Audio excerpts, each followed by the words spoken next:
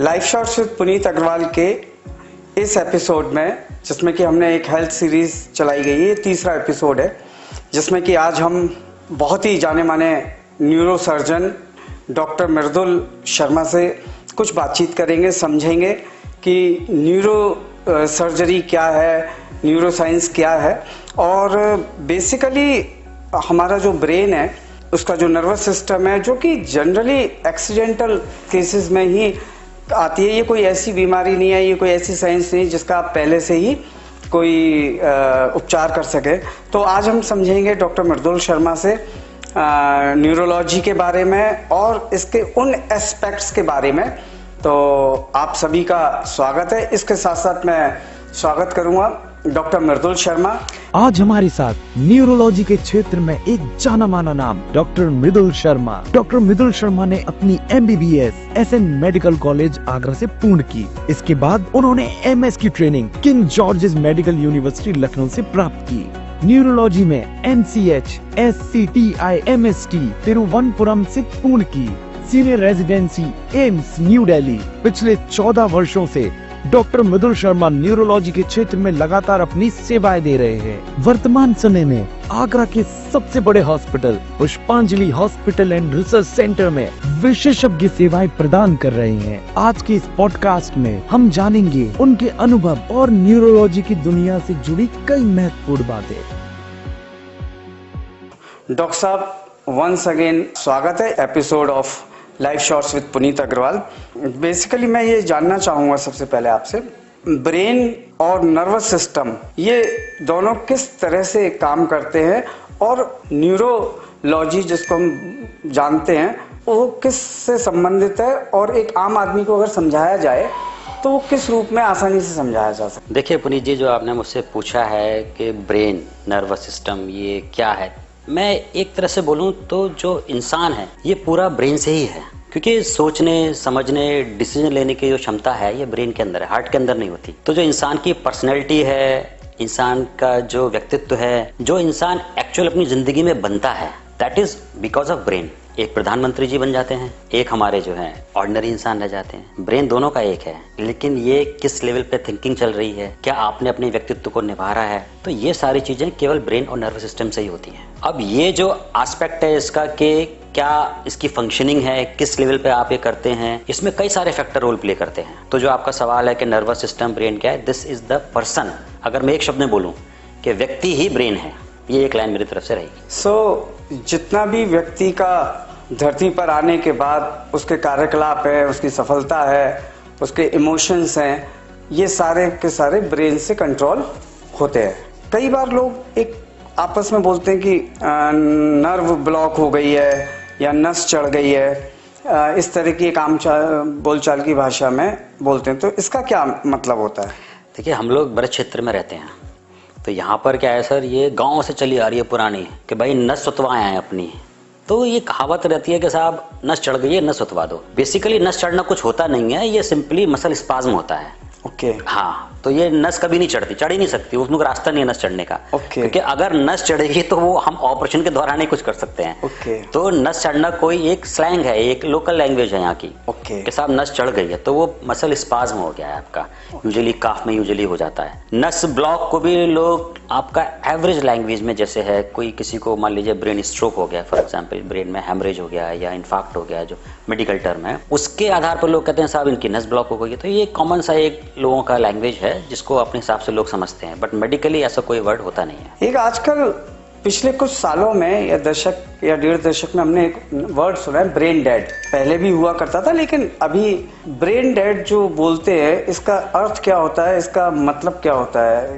हाँ, ये सर एक मेडिकल वर्ड है। ब्रेन डेड में क्या होता है, जैसे कोई पेशेंट है जिसको हेड इंजरी हो गई है, या कोई पेशेंट है जिसको ब्रेन ट्यूमर है या ब्रेन की सर्जरी हुई है, वो पेशेंट जिसके बाकी ऑर्गन काम कर रहे हैं, like heart is working, kidney is working, लेकिन ब्रेन काम नहीं कर रहा है, मतलब ब्रेन की फंक्शनिंग खत्म हो गई है। इसके कई टेस्ट होते हैं, क्लिनिकल एग्जामिनेशन होता है, डॉक्टर एग्जामिन करके मरीज को देखता है। तो ब्रेन डेड इंपॉर्टेंट इसलिए हो गया है कि उसके बाद आप ऑर्गन डोनेट कर सकते हैं। That is the importance of brain dead. क्योंकि साउथ में जब मैं था वहाँ काम करता था, this is very prevalent concept कि अगर पेशेंट ब्रेन डेड है तो वहाँ से हम उनका ऑर्गन रिट्रीवल कर सकें। तो इसे अगर मैं सिंपल भाषा में समझूं कि ये भी संभावना हो सकती है कि शरीर पूरी तरह से काम कर रहा हो, उसके ऑर्गन्स काम कर रहे हो, लेकिन ब्रेन डेड हो गया हो तो उसको मृत मान सकते हैं। मृत मान सकते हैं लेकिन घोषित नहीं कर सकते। घोषित नहीं कर सकते। हमारे देश का कानून ये अलाउ नहीं करता है कि आप कुछ देश हैं इनको एक प्रैक्टिस होती है यूथेनेसिया उसको कहते हैं। ओके।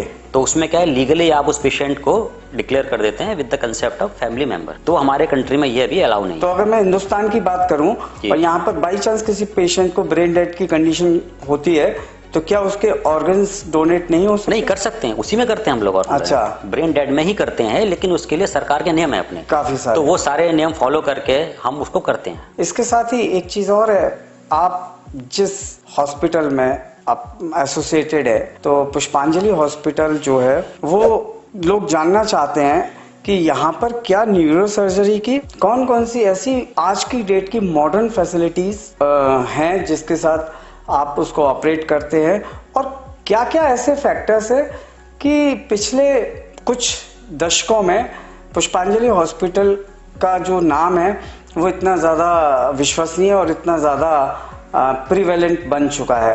तो इसके बारे में कुछ बताइए। पुनीत जी, मुझे आज 10 साल हो गए यहाँ पर।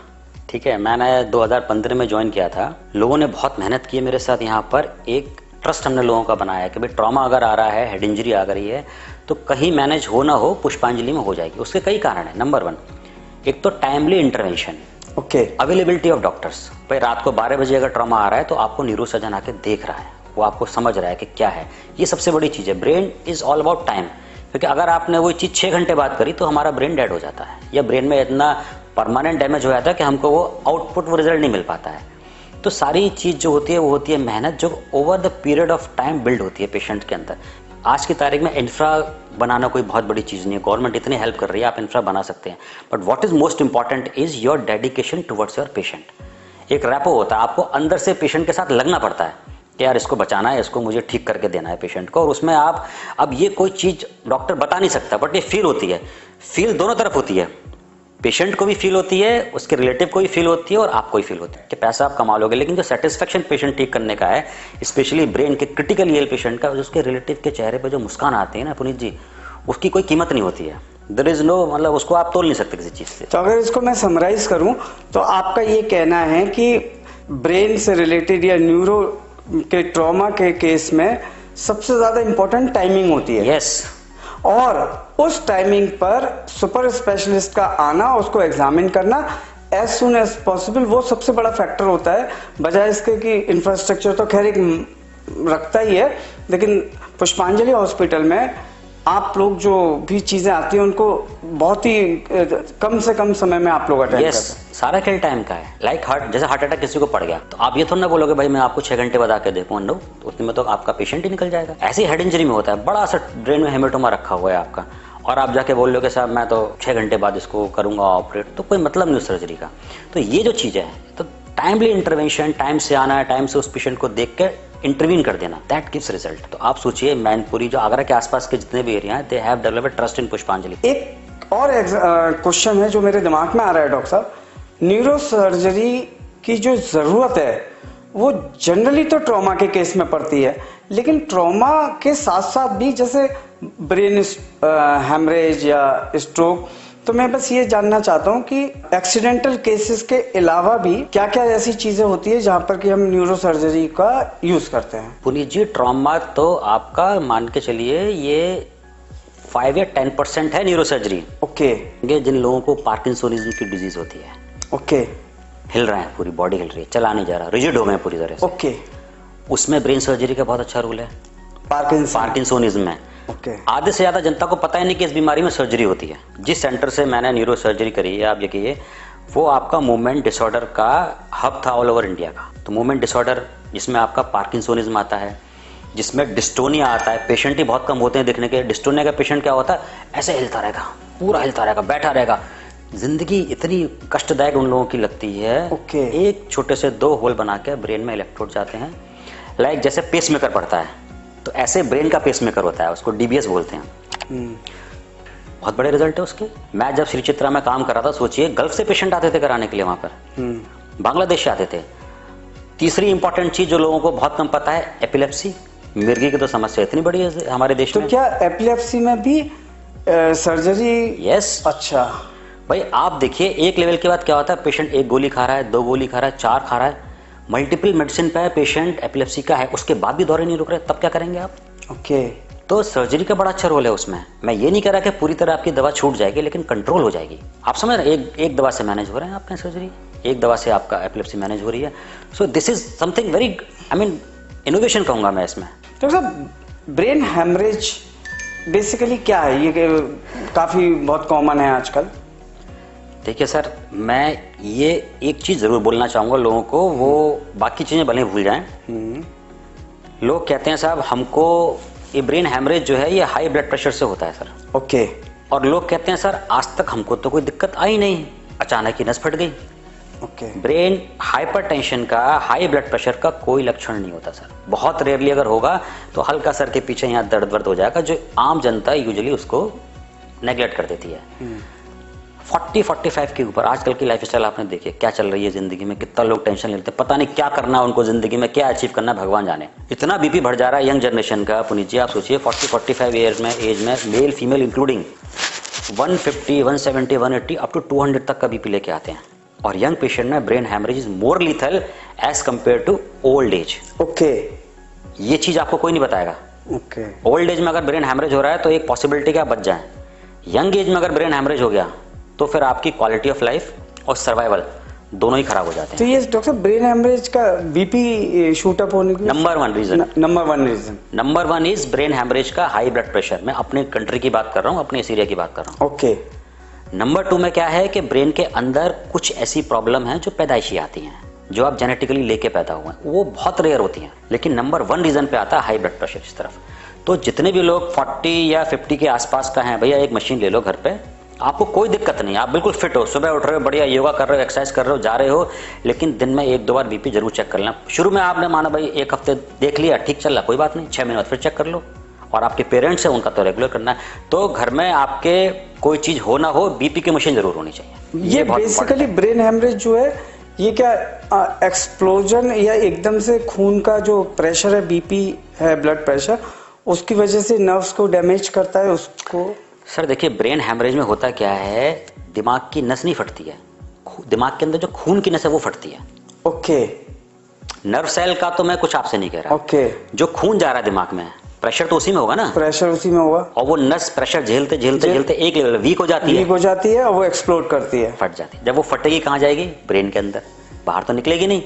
This is skull, skull expand नहीं होता। तो जो क्लॉट अंदर बन गया है वो क्या करेगा आपका, वो ब्रेन की जो नॉर्मल नस है उनको दबाएगा, और इस हद तक दबा देता है कि वो कुछ नसें डैमेज हो जाती हैं। एक बहुत पुरानी चीज है माइग्रेन जी। ये अमिताभ बच्चन की एक मूवी से काफी फेमस हुआ था, जिसमें कि उसे धूप में खड़े खड़े माइग्रेन होता था। तो डॉक्टर साहब कुछ इस माइग्रेन और उसके बारे में थोड़ा सा सिंपल भाषा में बताइए। इतना डरा दिया है सर आज की तारीख में लोगों को माइग्रेन से, स्पेशली यंग फीमेल जो मेरे पास आती हैं, सर कहीं ये माइग्रेन तो नहीं है मेरा सर का दर्द। अब आप उनको बता दो हाँ माइग्रेन है, उन्हें लगता अब तो मैं ठीक ही नहीं होंगी। That is her first reaction. Okay. आप समझ मेरी बात को। और माइग्रेन अगर आप ठीक होना चाहें, 1 हफ्ते के अंदर आप ठीक हो जाएंगे और दवा खाने की कभी जरूरत नहीं पड़ेगी। ये मैं आपको चैलेंज से कहता हूँ आज। ओके। तो इसके लिए डॉक्टर साहब क्या करना पड़ेगा अगर? लेकिन लोग मानेंगे नहीं। प्रॉब्लम क्या मैं आपको बताता हूँ। देखिए माइग्रेन होता है आपके ब्रेन में, थोड़ा सा मेडिकल है, कोई बात समझने की कोशिश करिएगा। हम इसीलिए अपने व्यूअर्स को बताना चाहते हैं। यस, होता क्या है माइग्रेन में आपके ब्रेन की ब्लड सप्लाई बढ़ जाती है, जो हम MBBS और अपने MCH में हमने पढ़ा। ओके। ब्रेन सप्लाई बढ़ जाती है तो वॉल्यूम आपके ब्रेन में बढ़ा। भाई एक तो ब्रेन का वॉल्यूम है, एक ब्लड का वॉल्यूम है, दो वॉल्यूम है, दो वॉल्यूम है ना।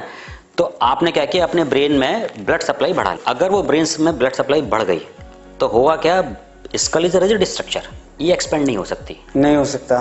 तो वो जगह कहाँ जाएगी? प्रेशर किसी के अंदर बढ़ेगा तो अल्टीमेटली आपकी जो झिल्लियां हैं ब्रेन की, they are very pain sensitive. Okay. वो जरा सा प्रेशर वहां पहुंचता है और आपको दर्द होना शुरू होता है। आप देखिएगा जो जितने भी माइग्रेन के पेशेंट है बोलते हैं सर ऐसा लग रहा है कोई हथौड़ा मार रहा है, टक टक टक टक। ये दिस इज द पल्सेशन, जो आपके हार्ट की पल्सेशन जा रहे हैं। अच्छा, अब सवाल आता है सब बढ़ता क्यों है ये?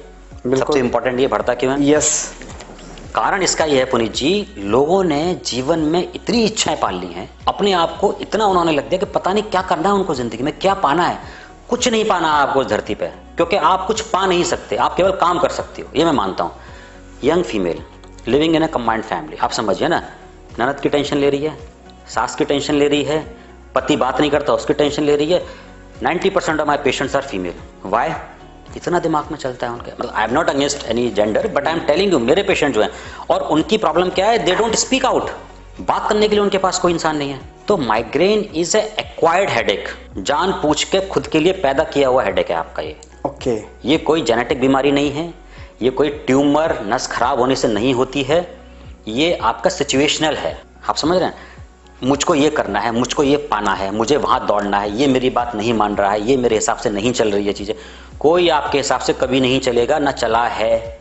इतिहास उठा के देख लीजिए, दुनिया आपके हिसाब से कभी नहीं चलती। तो ऐसा मेरा मानना है। आपकी बात को अगर मैं बहुत 2 पॉइंटों में समराइज करूं तो माइग्रेन जो है वो अत्यधिक ब्लड के प्रवाह एक्सपेंडेबल पोजीशन में उसके ऊपर वो प्रेशर डालता है और ये पल्पिटेशन काइंड ऑफ हैमरिंग लगता है। ये ब्लड फ्लो होता है आपका ओवर थिंकिंग से। आप देखिए, आप अगर बैठे बैठे कोई ऐसी चीज सोच रहे हैं जो आपको परेशान कर रही है, आप देखिए आपका बीपी बढ़ जाता है, ओके, आपकी पल्स रेट बढ़ जाती है। What is this? Your thoughts in the brain is affecting your autonomic system. Brain में केमिकल निकलते हैं जो आपके ऑटोनॉमिक सिस्टम से मेरा मतलब है जो आधे, अभी आप खाना खा के सो जाएंगे, आपके पेट में खाना पच गया, आपका हार्ट ब्लड पंप कर रहा है, आप तो कंट्रोल नहीं कर रहे ना। नहीं। आपकी किडनी यूरिन बना रही है, आप तो कंट्रोल नहीं कर रहे बिल्कुल ना। नहीं। आपकी आंतें खाना पचा रही हैं, आप नहीं कर रहे हैं। ये कहां से हो रहा है? This is all control by the autonomic system. 99% जिंदा रहने के लिए जो चीजें आपके शरीर में हो रही हैं उस पर आपका कंट्रोल नहीं है सर। उस पर कंट्रोल नहीं है। किसका कंट्रोल है? ऑटोनॉमिक सिस्टम का। आपकी बॉडी को पता है मुझे अब ये करना है, और ऑटोनॉमिक सिस्टम के ऊपर भी किसका कंट्रोल है? आई कम टू द इमोशंस का, आपके थॉट का, थॉट्स का, वो इमोशंस, थॉट्स। अब और थोड़ा पीछे चले जाएं, अगर हम अपने उपनिषद वेदों पे आ जाएं तो हमारे बड़े बूढ़े कहते हैं भाई जैसा सोचोगे वैसा हो जाओगे, वैसा हो जाओगे, वैसा हो जाओगे। और बहुत अच्छे दार्शनिक हैं, मैं उनको सुनता हूं कभी कभी, ओशो जी, उन्होंने बड़ी अच्छी बात कही। उन्होंने कहा चाह, इच्छा बहुत सोच समझ के करना, क्योंकि इच्छा परमात्मा जरूर पूरी कर देगा। आप समझ में क्या कहना चाह रहा हूं? आपकी जो डिजायर है वो होनी है, तो आपको क्या आप बनना चाहते हैं, क्या आप अपने शरीर के साथ चाहते हैं, ये आपका सब थॉट से कंट्रोल होता है। आपकी बॉडी में क्या हार्मोन निकलेगा, कैसी आपकी पर्सनैलिटी होगी, एवरीथिंग यू कैन कंट्रोल। सो ये कुछ मेडिकल साइंस की अपने वो हैं लिमिटेशंस हैं, बट एक चीज जो सबसे इंपॉर्टेंट है वो ये है थॉट। अगर आप अच्छा सोचेंगे आपको होगा नहीं सर बीपी। सो डॉक्टर साहब की इस पॉइंट पर, जिस पर हमने माइग्रेन की बात की, एक बहुत ही इंटरेस्टिंग चीज निकल कर आई है जो लोग सोचना चाहें, समझना चाहें कि आपकी बॉडी का कोई भी कार्य जो अंदर हो रहा है वो आपके हाथ में नहीं है 99.9%, लेकिन जो एक 0.1% है जो शायद एक लिमिट तक इसको गवर्न कर सकता है, वो है आपके दिमाग में आने वाले विचार। और जनरली आज के युग में आप इतना स्ट्रेस में, ओवर थिंकिंग में और इतनी टेंशन में हैं कि आपका बीपी बढ़ता है, आपका माइग्रेन बढ़ता है, एवरीथिंग। और एक रीसेट का बटन आता है, जब भी आपका मोबाइल बहुत ज्यादा गर्म हो जाता है या बहुत ज्यादा उसमें होता है तो आप उसको ऑफ कर देते हो रीसेट करने के लिए, और आप ये मानकर चलते हो 5 मिनट बाद इसके अंदर की सारी चीजें सही हो जाएंगी और ये फिर से व्हाट्सएप इसका काम करने लगेगा, इसका जो स्क्रीन की फ्लूइडिटी है वो अच्छी हो जाएगी। आप अपने दिमाग को भी मान लो 10 मिनट के लिए, 15 मिनट के लिए एक ऐसी अवस्था में जाने की कोशिश करो। हालांकि ये मुश्किल है, थॉट्स जब कोई परेशानी में होता है, जब कोई बहुत दिक्कत में होता है तो मान सकते हैं कि नहीं होता एक आम आदमी से, लेकिन नहीं होता इसको कहकर अपनी बीपी को बढ़ाना और अपने लिए दिक्कत पैदा कर देना बहुत आसान चीज़ है। लेकिन इसको रीसेट कर लेना, अपने दिमाग को म्यूजिक की तरफ, दोस्तों की तरफ, किसी भी अच्छी चीज़ की तरफ डाइवर्ट कर देना और उसको रीसेट कर देना, और उस पर्टिकुलर मोमेंट पर नेगेटिव थॉट्स, डिप्रेसिंग थॉट्स, कई बार सुसाइडल थॉट्स भी होते हैं, उनसे बच जाना, ये आपके हाथ की कला है। अदरवाइज तो जिंदगी भर दवाइयाँ और एक एक्सट्रीम केसेस में सर्जरी हो सके तो इसे बचा लीजिए। सो डॉक्टर साहब एक चीज़ और है, डायग्नोस्टिक्स में कई बार बहुत प्रचलित चीज़ें हैं जो लोगों को पता होती हैं, MRI, CT, EEG, ये सारे एक नॉर्मल टर्म्स है जो सुनते लोग सब हैं, लेकिन इसका मतलब नहीं पता होता कि ये किस चीज़ का। तो थोड़ा सा मैं चाहता हूँ बहुत ही सिंपल भाषा में, बहुत ही ब्रीफ में आप थोड़ा सा इन चीज़ों को बताइए। तो सीटी का मतलब होता है कंप्यूटेड टोमोग्राफी। ये रेडिएशन होता है जो लोगों की जानने की जरूरी है, ये रेडिएशन होता है। MRI इज रेजोनेंस इमेजिंग होती है, मैग्नेटिक रेजोनेंस इमेजिंग MRI में रेडिएशन नहीं होता है। तो CT is hazardous to some extent, radiation exposure होता है, लेकिन CT हम तभी कराते हैं ब्रेन हैमरेज पकड़ने के लिए। किसी को स्ट्रोक हो गया, लपका मार गया, तो फर्स्ट इन्वेस्टिगेशन जो होती है वो होती है CT स्कैन, ठीक है। तो ये हो गया आपका CT का काम। MRI जो आता है वो थोड़ा सा एडवांस लेवल की इमेजिंग हो जाती है, उसमें आपका ब्रेन ट्यूमर है, कौन सी एरिया की नसें खराब हो गई हैं, या कोई और पैथोलॉजी ब्रेन के अंदर है, कोई और कारण है, ओके, मेनिंजाइटिस है जैसे कि आपका, इन सब चीज़ों के लिए MRI होता है। ओके। आपने एक और पूछा EEG क्या होता है जी। EEG बेसिकली होता है इलेक्ट्रोएन्केफेलोग्राम। ये ब्रेन में जैसे इलेक्ट्रिकल एक्टिविटीज होती है हमारे ब्रेन में, नर्व्स हैं तो इलेक्ट्रिकल एक्टिविटी करेंगी, तो उसको मेजर करने के लिए हम इस इंस्ट्रूमेंट का यूज़ करते हैं। यूजुअली मिर्गी के पेशेंट्स में ये यूज़ किया जाता है कि भाई EEG करा लीजिए, ये होता है। और कहीं जैसे आपने मुझसे पहले पूछा था ब्रेन डेड के केसेस में, तो ब्रेन डेड के केसेस में भी EEG कराते हैं। अगर फ्लैट हैं EEG वेव्स, तो भाई ब्रेन में एक्टिविटी नहीं है, तो ये है EEG का रोल मेनली। अब हम जाएंगे आज की डेट में ब्रेन और स्पाइन सर्जरी में कौन कौन सी नई टेक्नोलॉजीज आज इंटरनेशनली वर्ल्ड वाइड, तो न्यूरो सर्जरी के क्षेत्र में क्या कुछ चीज़ें इंट्रोड्यूस हुई हैं, और आज वो बेसिकली मेनली कौन कौन सी चीज़ें हैं जो ना सिर्फ हमारे इंडिया में बल्कि पूरे वर्ल्ड वाइड यूज हो रही हैं। थोड़ा सा इनके बारे में हमारे व्यूअर्स को बताइए। देखिए, इंडिया में मेडिकल जो आपकी प्रोग्रेस है, it is at par with the world. Okay, या आप ये नहीं कह सकते कि सर इंडिया में ये चीज़ नहीं हो रही है जो कि आपके वर्ल्ड में हो रही है। वर्ल्ड से मेरा मतलब US, जापान और यूरोप की मैं बात कर रहा हूँ आपसे, जहाँ पे हम लोग यूजुअली मीटिंग में हम लोग जाते हैं, मिलते हैं उन लोगों से, तो they are US, Japan and Europe की बात मूलली हम उन्हीं की बात करेंगे। तो अब आपने पूछा लेटेस्ट ब्रेन में क्या हो रहा है सर जी। अभी मैंने एक केस किया, मैं आपको बता रहा हूँ। पहले हम उसको बोलते हैं ब्रेन एन्यूरिज्म। ब्रेन में क्या है, खून की नसों में एक छल्ला बन जाता था जो फट जाता था, तो ब्रेन हैमरेज हो जाता था पेशेंट को। पहले अर्लियर मतलब आज की मानिए कम से कम 10 साल 15 साल कॉमनली उस चीज को हम क्लिप लगा के, सर्जरी का नाम बता रहा हूँ बट डिटेल में मैं नहीं जाऊंगा जी, क्लिप लगा के उसको हम बंद कर देते थे। तो उसमें पूरा ब्रेन का ऑपरेशन करना पड़ता था हमको, ये बोन हटाना, पूरा OT में ले जाना, फिर माइक्रोस्कोप में करना, it was challenging also. Okay. तो आजकल वर्ल्ड में क्या हुआ है, लोगों ने जैसे एंजियोग्राफी होती है जी हार्ट की, ऐसे यहाँ थाई के वेसल से वायर जाता है, वो गर्दन हार्ट को होता हुआ पूरा ब्रेन में जाके वहां पे जो प्रॉब्लम है उसमें हल्की सी कॉइल डाल के उसको क्लीन कर देता है। ओके। तो आप समझिए this is a latest advance जो आपका कॉइलिंग हो रही है। और आप सोचिए वर्ल्ड में जो हो रही है इंडिया में और ज्यादा हो रही है। This is something which is actually centre has to adopt it. Slowly आएंगे, काफी इंफ्रा चाहिए होता है। तो एक ये चीज है जो हम लोग अभी की है यहाँ पर, विच इज वेरी गुड। इससे पहले हम क्लिपिंग करते थे यहाँ पर। ओके। अच्छा, दूसरी चीज एडवांस का मतलब मेरे हिसाब से ये होता है कि कितना हम मिनिमम इंसिजन लगाएं, छोटा सा, मतलब पेशेंट को कष्ट ना हो, पेशेंट के लिए कम से कम जल्दी रिहैबिलिटेशन में जाए। तो जितना हम सर्जरी का साइज और आपका सूचर का सा number, time and safe also, recovery time, safe, ये सब चीजें। तो ब्रेन में क्या है कि एंडोस्कोपी काफी ज्यादा हो रही है। ओके।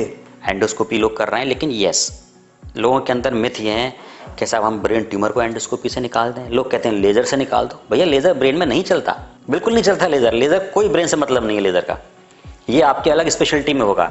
लेजर ब्रेन में नहीं चलता है। लेजर आपका एंडोस्कोपी जो है, ट्यूमर एंडोस्कोपी से नहीं निकलते, बहुत छोटे हैं, सेफ हैं, नॉन वेस्कुलर हैं, सर्जन की एक्सपर्टीज है, but still that is not very common. तो आप अपने सर्जन पे इंसिस्ट ना करें कि साहब हमें करके दीजिए। यस, अगर उसे लगेगा हाँ ये इसमें पेशेंट का फायदा है तो वो कर देगा। तो endoscopy something which is yes we are doing in brain. Robotic surgeries भी हो रही हैं, थोड़ा सेफ हो जाता है, मूवमेंट थोड़े कम हो जाते हैं। न्यूरोसर्जन के hand over the year of practice वो स्टेबलाइज हो जाते हैं, तो रोबोट भी थोड़ा सा उसमें एड ऑन एक हो जाता है। ये तो रही ब्रेन की बात। स्पाइन में भी क्या है, यूजुअली जो स्पाइन ट्यूमर हैं उसको तो हम लोग रेडिकल मतलब थोड़ा सा इंसिजन बड़ा लेके करते हैं। यस, डिस्क की जो प्रॉब्लम आती है, यंग एनर्जेटिक लोग जो कूद रहे हैं, अपना दौड़ भाग लगा रहे हैं, उसमें क्या है कि जैसे डिस्क निकल गई सर, झटका लग गया हमको। तो उस कंडीशन में क्या है, यंग पेशेंट्स में एंडोस्कोपिक एक चीरे से, एक चीरा आपने लगाया उससे डिस्क निकल आती है। तो ये सब कुछ नए इनिबिशन है, मतलब वही मिनिमम जल्दी से जल्दी पेशेंट को करें। अभी मैंने परसों एक पेशेंट ऑपरेट किया और आज उसकी छुट्टी हो गई। दूसरा डॉक्टर साहब, एक ब्रेन ट्यूमर, ब्रेन ट्यूमर क्या है और बहुत सरल भाषा में क्या इसके कोई स्पेसिफिक कारण है जो बनता है, और लास्ट में सर्जरी से ही निकाला जाता है या दवाइयों से भी? तो थोड़ा सा ब्रेन ट्यूमर को आसान भाषा में एक्सप्लेन करिए। देखिए, पहली बात तो ये है, ब्रेन ट्यूमर का मतलब ये नहीं है कि कैंसर ही है। First we have to understand this. ठीक है। तो 90% जो, अधिकतर मैं कहूँगा, अधिकतर ब्रेन ट्यूमर के लिए सर्जरी करनी ही पड़ती है। ओके। डिपेंडिंग ऑन साइज क्या है, मरीज की उम्र कितनी। अब 90 साल का तो आप नहीं करने जाओगे, है ना। यंग पेशेंट की मैं आपसे बात कर रहा हूँ। तो ट्यूमर का साइज क्या है, लोकेशन कहाँ पर है ब्रेन में, और ये कैंसर है कि नहीं है। जैसे कुछ ट्यूमर होते हैं जिनकी आपने सर्जरी कर दी, क्योर हो गया पेशेंट, पूरी नॉर्मल अपनी ज़िंदगी जिएगा जैसे आम इंसान जीता है। ओके। ये तो कुछ ट्यूमर होते हैं जिनको ग्रेड 1 कहते हैं, या बहुत ही कॉमन टाइप के ट्यूमर जिनको आप निकाल के पेशेंट नॉर्मल ज़िंदगी जीता है। कुछ कैंसर होते हैं, उसमें भी मैं आपको बताऊं, अभी हिस्टोपैथोलॉजी और इतना एडवांसमेंट हो गया है। आज से 20 साल पहले जिसको हम देखते थे भाई अगर ट्यूमर की ये बायोप्सी रिपोर्ट आ रही है तो भाई ये 1.5 साल में पेशेंट निकल जाएगा। हमारे यहाँ ऑपरेट किए हुए 2017 में मैं पुनीत जी एक पेशेंट ऑपरेट किया था, आज भी दिखाने आता है ब्रेन ट्यूमर का, ग्रेड 4। ओके। ग्रेड 4 GBM बोलते हैं हम उसको, ग्लायोब्लास्टोमा मल्टीफॉर्मी कैंसर पूरा। रेडियो ली, उसने आपकी कीमोथेरेपी ली, आज भी दिखाने आता है। आई एम नॉट सेइंग कि मैंने बहुत अच्छा निकाला, बट उसकी जो पैथोलॉजी है ट्यूमर की, आपको नहीं पता। अभी इतनी एडवांसमेंट और आगे आगे जांचें हो गई हैं पैथोलॉजी में, जो हमारे पैथोलॉजिस्ट कलीग हमारे करते हैं, कि पता चला बहुत अच्छा ट्यूमर है। तो मेरा कहने का मतलब ये है कि अगर किसी को ब्रेन ट्यूमर हो गया है तो आप उसको निकलवाइए, उसका इलाज लीजिए। हतोत्साहित मत हो जाइए कि सर तो ट्यूमर हो गया, जिंदगी खत्म हो गई, ऐसा नहीं है साहब। लेकिन डॉक्टर साहब, बेसिक क्वेश्चन एक और है, व्हाट इज ट्यूमर? मतलब ट्यूमर कहते किसे हैं, क्या है ये? कोई भी गांठ सर ब्रेन में, एक कॉमन लैंग्वेज में बता दूं, कोई भी गांठ दिमाग में अगर आपको दिख रही है उसको ट्यूमर आप कह दो।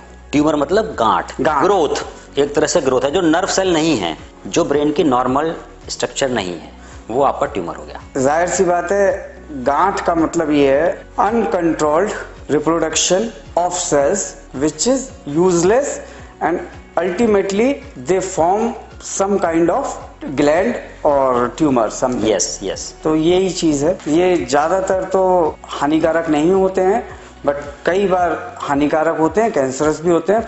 तो ये डिपेंड करता है कि आपके जो सर्जन हैं वो आपको क्या सलाह देते हैं। इसके अलावा पुष्पांजलि हॉस्पिटल में ब्रेन और स्पाइन सर्जरी के बाद पेशेंट्स की रिकवरी और रिहैबिलिटेशन, यानी कि पेशेंट्स को जब हम ऑपरेट कर देते हैं उसके बाद फिर उसकी जो रिकवरी टाइम है और जो उसका रिहैबिलिटेशन है जिससे कि वो सही होकर घर जाता है, तो ये किस तरह से इसका ध्यान रखा जाता है?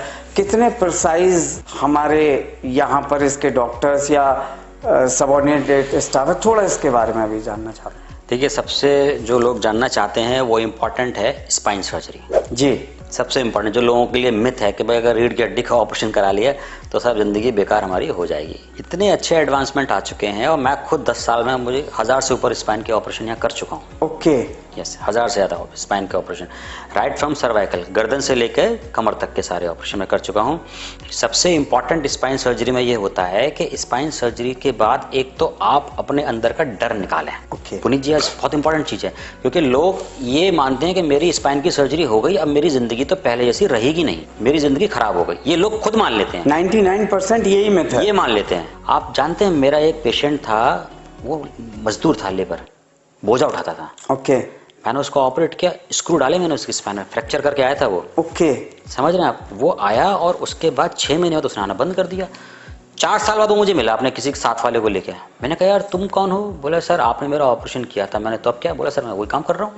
ही इज कैरिंग लगेज और बैगेज। आर्मी वाले मैंने ऑपरेट किए हुए हैं, इमेजिन करिए, पुलिस वाले ऑपरेट किए हुए हैं, and they are working. Okay. अब इसके आगे आप क्या लोगे? और 100% तो कहीं भी कुछ भी नहीं होता। बता नहीं सकते आप उनको देख के। मैं तो उनको बोलता हूँ, किसी को बोलना मत तुम्हारी रीढ़ की हड्डी का ऑपरेशन हुआ है। That gives a confidence to them. Okay. किसी भी ऑपरेशन के बाद, मैं रीढ़ की हड्डी की बात कर रहा हूँ, मोड़ लिया आप, स्पाइन की। स्पाइन की सर्जरी के बाद फिजियोथेरेपी का बहुत इंपॉर्टेंट रोल है सर। जैसे आपने घुटने बदलवाए, नी करने के बाद 6 महीने लग जाते हैं। किसी नी ट्रांसप्लांट के पेशेंट से पूछिए कि साहब आज आपने घुटने बदलवाए, कल से आप दौड़ने लग रहे हैं? No, it is not possible. उनको कितना दर्द हो रहा है, उनको कितनी फिजियोथेरेपी करनी पड़ रही है, ये यू आस्क देम। इतनी मेहनत कोई स्पाइन के बाद करने को तैयार नहीं होता है कि नहीं सर हम तो बिस्तर पर पड़े रहेंगे, और हम तो साहब क्या कर रहे हैं, तखत मंगा लिया हमने तो। Imagine, it's a laughable thing. वो एडवाइस भाई तखत पे लेट के एक नॉर्मल आदमी को तखत पे लेटा दीजिए आप जी, दर्द के मारे उसकी ऐसी हालत हो जाएगी वो अगले दिन तो आपको कुछ करने लायक नहीं बचेगा वो। गांव में ये कॉमन प्रैक्टिस है कि साहब रीढ़ की हड्डी में कुछ हो गया, साहब इनको गद्दे से हटाओ, तखत पे लेटाओ। कोई जरूरत नहीं है साहब, आपकी रीढ़ की हड्डी को ना तखत से ही कर रहा है ना गद्दा से। और एक चीज और मैं आपको बोलना चाहूंगा, आजकल सर इतना ज्यादा लोगों को बेवकूफ बनाने का काम शुरू हुआ है कि साहब ये सर्वाइकल पिलो है। यस, समझ रहे हैं? एड कंपनीज के द्वारा। यस, ये सर्वाइकल पिलो है, ये वाला मैट्रेस है, यहाँ पे इसमें यहाँ गैप है तो ऐसे होता है। सर व्हाट यू थिंक, आपकी बॉडी की जो रीढ़ की हड्डियां हैं, ये हड्डी है, ये पिलो से मैनेज होगी? उसके अंदर की नर्व है। हमको ड्रिल चाहिए होती है, हमको इंस्ट्रूमेंट चाहिए हैवी पावर, हैवी आरपीएम के तोड़ने के लिए उसको ये आपकी बेल्ट और ये गद्दे और ये मैनेज करेंगे? नो, ये आपका एक्सक्यूज है कि आप एक्सरसाइज नहीं करते, आप अपनी गर्दन का ध्यान नहीं रख रहे हैं। पब्लिश्ड आर्टिकल है, exercise yoga is far better than medicine. ये मैं अपनी तरफ से नहीं बोल रहा हूँ, तो मैं अपने हर पेशेंट को बोल रहा हूँ, भाई आपको दवा तो काम करेगी, लेकिन अगर आप दवा छुड़वाना चाहते हैं तो जिंदगी भर आपको एक्सरसाइज करनी है। तो यहाँ पर एक चीज समझ में आती है कि अगर आपका स्पाइन की कोई भी सर्जरी हुई है, उसके बाद फिजियोथेरेपी, उसके बाद आपकी एक्सरसाइज, योगा और इच्छा शक्ति। बड़ी अच्छी बात कही आपने। मैं गीता का एग्जाम्पल देना चाहूंगा पुनीत भाई। भगवान श्री कृष्ण ने गीता में बोला, मुझे बड़ी अच्छी लगती है, मतलब मेरे लिए तो मोटिवेशन है जी। एक लाइन थी उनकी, यदि जीवित रहने की इच्छा बहुत प्रबल है तो पास आने में मृत्यु के पांव भी लड़खड़ा जाते हैं। ये भगवान श्री कृष्ण का गीता में उपदेश है। This is the power of your thought, this is the power lies in you. अगर आपकी इच्छा शक्ति बहुत दृढ़ है, लोग चलते देखे हैं, सेम पेशेंट मैंने ऑपरेट किया, भाई पैरालाइज हो गया पेशेंट को, same patient, young patient, operate किया मैंने, फिक्स किया स्पाइन, कुछ नहीं है। एक पेशेंट आ रहा था, मेरा कुछ नहीं हो सकता, एक पेशेंट आ रहा है, मैं चल के दिखाऊंगा सर आपको, और वो चल के दिखाता है। तो बेसिकली तो ये जैसा आप सोचते हैं वैसे ही होता है, लेकिन दुर्भाग्य की बात है 90 से ऊपर परसेंटेज ऐसे लोगों का है, हार मान जाते हैं या ऑपरेशन करा लिया, उसके बाद पलंग पर पड़ना चाहते हैं और सोचते हैं कि दवाइयाँ लेकर ठीक हो से। ऐसा दुनिया में कुछ होता नहीं है। मिरेकल होते हैं, लेकिन वो मिरेकल आपके दिमाग से होते हैं और आपकी जबरदस्त अंदर से इच्छा शक्ति से होते हैं। तो मैं लास्ट में आपसे एक छोटी सी बात पूछना चाहता हूँ। वैसे तो इस सारे डिस्कशन के दौरान हमने कहीं ना कहीं उसके प्रिवेंटिव मेथड के बारे में भी थोड़ा बहुत किया, लेकिन लास्ट में अगर मैं आपसे कहूँ कि हमारे व्यूअर्स जो इस एपिसोड को देख रहे हैं life shorts with Puneet Agarwal के, न्यूरोलॉजी के इस एपिसोड को देखकर कुछ समझना चाहते, तो क्या क्या बेसिक्स हैं जो मोटे तौर पर वो इसमें घुसने से पहले या इससे बीमार होने से पहले थोड़ा सा ध्यान रखना, तो हो सकता है शायद ये आगे 10 साल और बढ़ जाए या हो ही ना। क्या क्या ऐसे मेजर्स हैं जो आपको?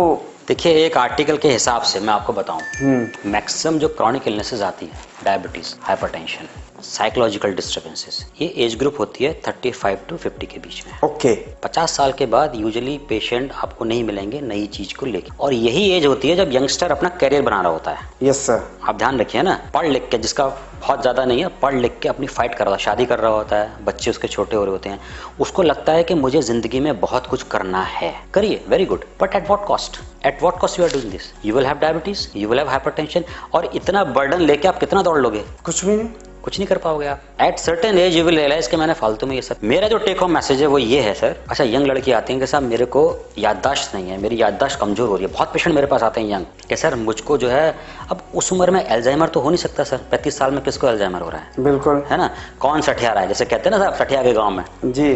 तो क्यों हो रहा है? ये इसलिए हो रहा है कि आपके दिमाग में कई सारी चीजें एक साथ चल रही हैं जो ओवरलैप हो रही हैं एक दूसरे के ऊपर, और वो राइट टाइम पर उस इंफॉर्मेशन को सामने नहीं ला पा रही है। यस, अभी क्या है, जैसे मैं एट अ टाइम अभी बैठ के 4 चीजें सोचने लग जाऊं जी, तो मैं 5 भी भूल जाऊंगा। ये नॉर्मल चीज है भाई, भूलना।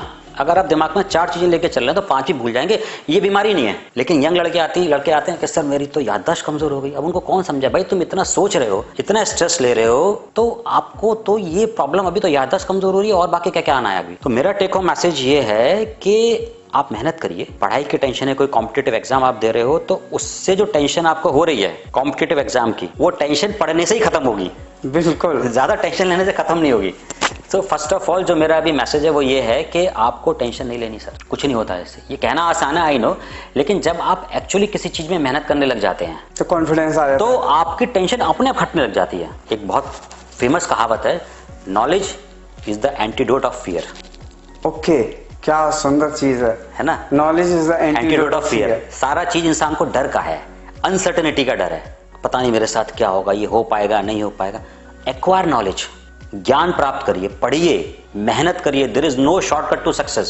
सो मैं आपका दिल से धन्यवाद करना चाहूंगा Life shots with Puneet Agarwal के इस एपिसोड में। मुझे लगता है कि जिस सिंपलिसिटी के साथ और जिस फ्लुएंसी के साथ आपने मेरे व्यूअर्स को जो भी एपिसोड देखेंगे अपने लोगों के साथ शेयर करेंगे, न्यूरोलॉजी का एटलीस्ट 40-50-60% तो उनके दिमाग में जाएगा ही। इसी के साथ मैं डॉक्टर साहब का बहुत बहुत धन्यवाद करता हूं और उम्मीद करता हूं कि आने वाले समय में भी हजारों जिंदगियां पुष्पांजलि हॉस्पिटल में बचा चुके हैं और भी जिंदगियों को बचाएं, उनके परिवार वालों को मुस्कान दें और आप सब लोगों के स्वास्थ्य की कामना। इन्हीं शब्दों के साथ हम इस एपिसोड का यहीं कंक्लूड करते हैं। आगे आने वाले एपिसोड्स में इसी तरह की authentic information super specialist doctor से आपको दिलवाने का या प्रेषित करने का प्रयास करेंगे।